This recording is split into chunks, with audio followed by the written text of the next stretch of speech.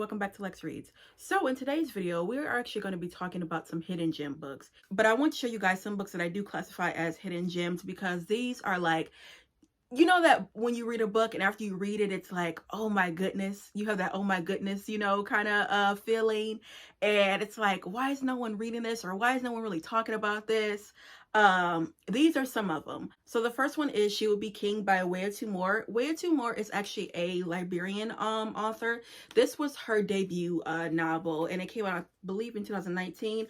I know about this because I was looking at Sarah Jessica Parker's Instagram, and she's a avid reader, and I got to give it up to Sarah Jessica. A lot of times she promotes Black authors, and she was talking about this book, and I was like, and at that time I was really into African literature in 2019. That's the only thing that I was, reading at that time. This actually is about three main characters. And this is magical realism. And magical realism is basically, there's some magical aspects, some, almost kind of like fantasy, but not really. But there are some realistic aspects. Now, I can take that because I'm not a fantasy person. I don't like fantasy, sci-fi, nothing like that. I don't want to see nobody swinging in the air and all of that. But if you add some realistic aspects, I can kind of get down with it. And I really got down with this. It's three main characters. The first character is a girl named Bessa. Is it Bessa? She is cursed at birth. Now, her power is basically she can get bitten by like a snake and she won't die. So she's like immortal or whatever. Second character is Junday. Junday, his body, he can't feel like bullets or lashes or anything like that. And then the third character is Norman Arrogant. And Norman, he can just vanish. And they read like separate stories, and it's so good, you guys. Especially I would say Bessa's story. I don't know, would you call it like a folklore or whatever, where they say don't be mean to cats, and they call it don't hum a cats. And a lady in the book, she was like a widow, and she was really mean to like her cat basically, and she threw that cat across the room, and clearly he died. But some people in the village said they saw a cat jump on the roof, and the roof caved in and that lady died. So they always say don't be mean to cats, because clearly that cat got that lady together. So yeah, but I really enjoyed this, and I love the cover. The cover is so pretty. And that is Bessa. Bessa has like that long, pretty red hair. Next is Leaving Cecile Street by Diane McKinney Westone. Now, I actually did a recent reading vlog and just was floored. This is my second book by her, and I will be getting more, and I will be reading more. I'm actually want to read her book Tumbling, just like her most well-known book. And this basically is about a Philadelphia, town. You have two girls, Neat and Shay, that Neat gets into a situation. She gets pregnant, and she has like a backdoor abortion, and you see how it goes. But with Diane McKinney Westone, she is such a page turner. All of her characters, even her minor characters, she just knows how to craft a well-rounded story. You are just engrossed in everything, and her dialogue is so amazing. She has that dialogue where it's so familiar, you know what I mean? And you feel like you are talking to like your homegirl, your mama, your daddy, your cousin, your brother. She's like that. Diane McKinney Westone is a win in my book. Next is Scenes from a Sister by Lolita Flies. This, oh my goodness, this is a funny book, but also too there's some serious aspects. You have two best friends, Misty and Renee. And Misty, she's a type of girl that she wants to get married. She's in a relationship right now, and the relationship is like her man real trifling, right? And she works in a corporate world. And then you have her best friend, Renee, and Renee's real outgoing. She knows what she wants. She's one of those girls or whatever, right? So one day, Misty's having a really bad day about her relationship. She finds out her man cheating. So she goes over and, helps her, whatever they talk. And she's like, by the way, I dance. And she's like, what? She's like, I dance. I'm a stripper. And Renee comes from like a decent family. She's educated. And it's like, girl, why are you doing that? She's like, I'm just doing it just to do it. She ends up working with Misty in the corporate world, and you see how it goes. And it does not go too well because you got your best friend working in corporate with you, and also too I believe Misty is like over Renee, so it's kind of, so it kind of tarnishes their relationship because clearly, like, your homegirl's your boss, I love the fact that, like I said, it was a funny book, but you had serious aspects. This is another book where the dialogue is off the chain. I do know there is a sequel to this book, but I read the synopsis and I also read like the spoilers. I don't like the way it ended, so yeah. But this is a win. Next is One Night in Georgia, a Celeste O. Norfleet. Now, this is set in 1968. You have three young girls. They are seniors in college, and I believe they go to Spelman, and they're driving back. It's like summertime, and they're going back for the new semester, for fall semester, and they are driving, to Atlanta, but they're in like this real expensive car, and they driving through the South. So, and it's 1968, and it's the year that Martin Luther King died. And when I tell you, every place that they go, they get stopped. They get stopped. And then they also pick up a young man that attends Morehouse.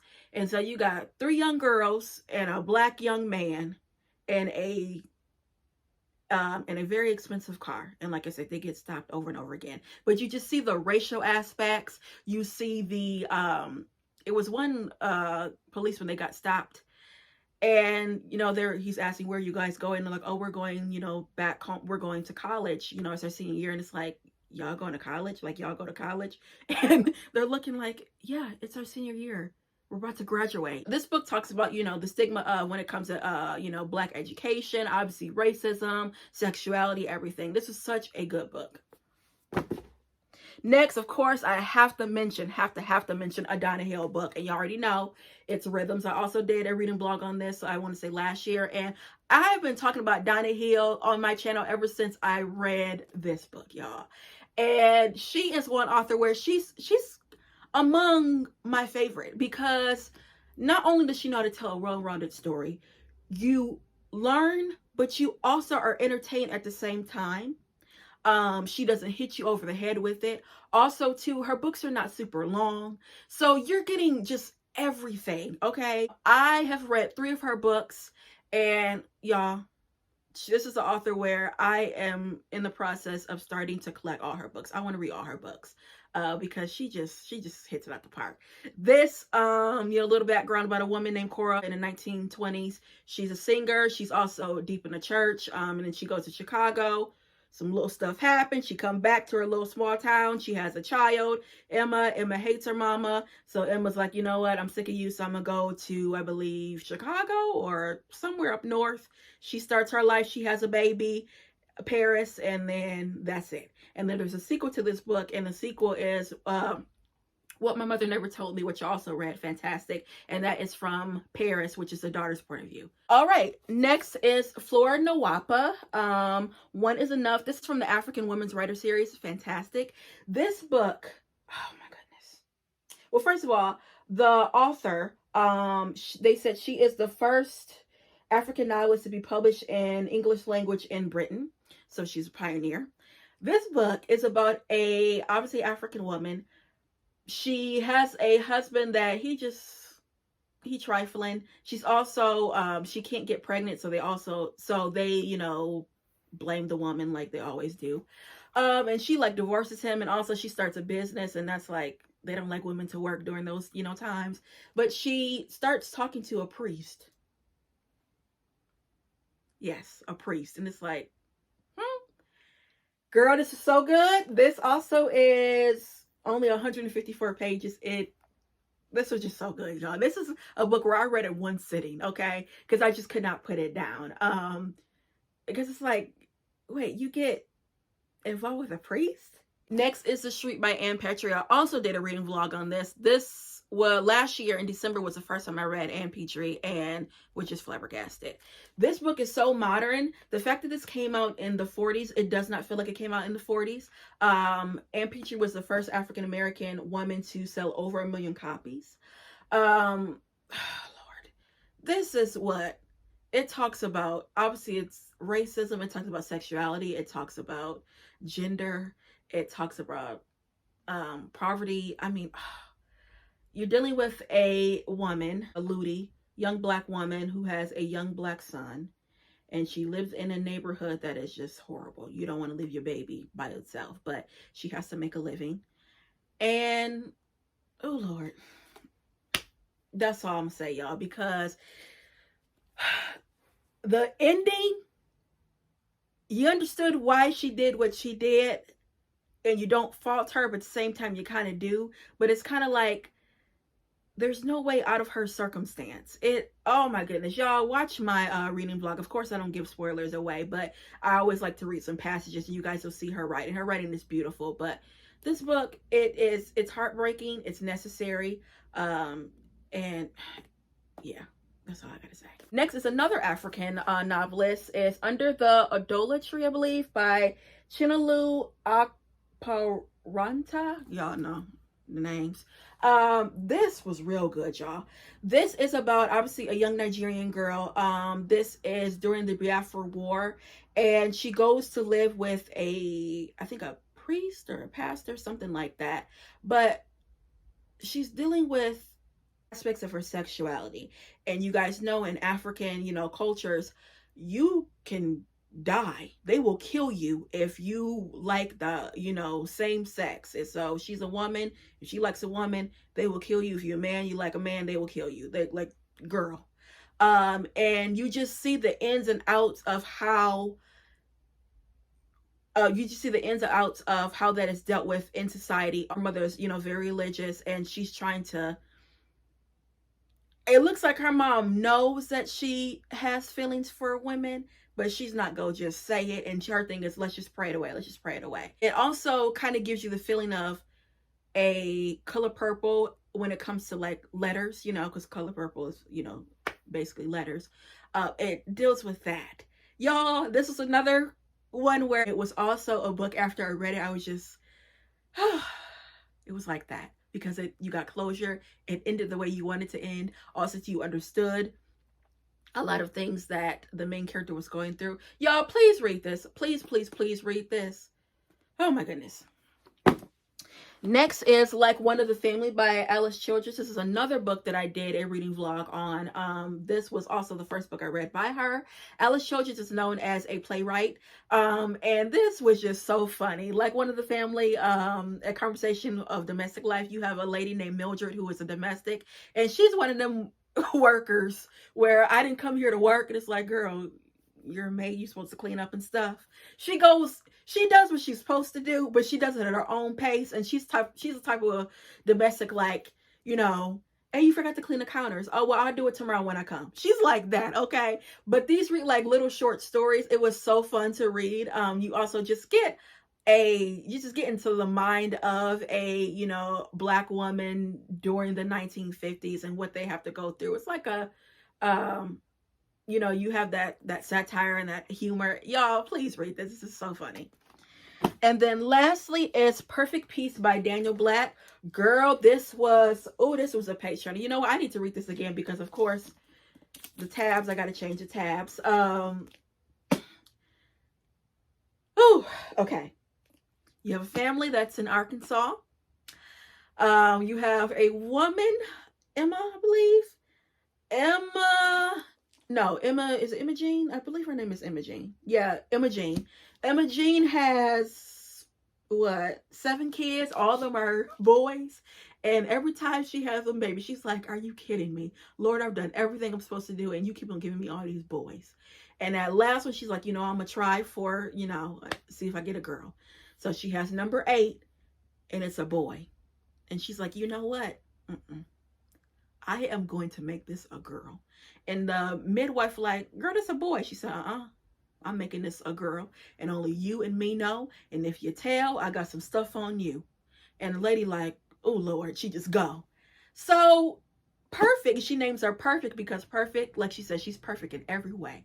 So you got Perfect Peace, right? So Perfect, lives her life. When she turns 8, her mother has a feeling like somebody knows that my baby is not a girl. And she ends up on her 8th birthday. She tells her, baby, you're not a girl, you're a boy. And Perfect like, what? Huh? And she's like, Yeah, so you gonna have to start acting like one. And you see how it goes. Girl, this has so much symbolism in it. And after you read this, I would say watch Daniel Black's interviews, because he really dives deep and tells you everything. Because one of the characters, one of the brothers, it's like, oh, now I get it. Because he takes pieces dolls all the time. And he just kind of hates the fact that, like, why we have to give her all this attention. This is before we found out that she actually is not a she. And also too, the reason why the mom got away with this is because she was the only person changing piece. And y'all, oh girl, this ended so well. You got closure. You understood why Imogene did what she did. I said time and time again that you know that an author knows how to tell a story and knows how to write when you feel sorry for the person that's at fault. Because I felt sorry for Imogene. I honestly did. But it's kind of like, girl, you get what you get. But you know what I mean? Yeah, that's how it is. You're conflicted basically with her. But this, like I said, it ended well. Daniel Black can write. I'm actually, his new book that came out last year, it's on my TBR list. And I think that's gonna be a banger because he just knows how to write. Also, I think this is his third. He has 3 books. I have all of his books. He's an author where when he comes up with a book, it's like an automatic buy. Because this book is just, it's nothing like you've never read before. You know what I mean? And oh yeah, this book will have you thinking. This is also a book where you won't forget what you read. You're not gonna forget perfect. You can't forget perfect. Yeah, guys, that is it when it comes to hidden gem books. I have more that I want to share, but I just want to take baby steps. You guys know I'm going to share more hidden gem books and books that are unknown. So yeah, guys, that's all I have for you. And I'll be back with more Black books. Bye.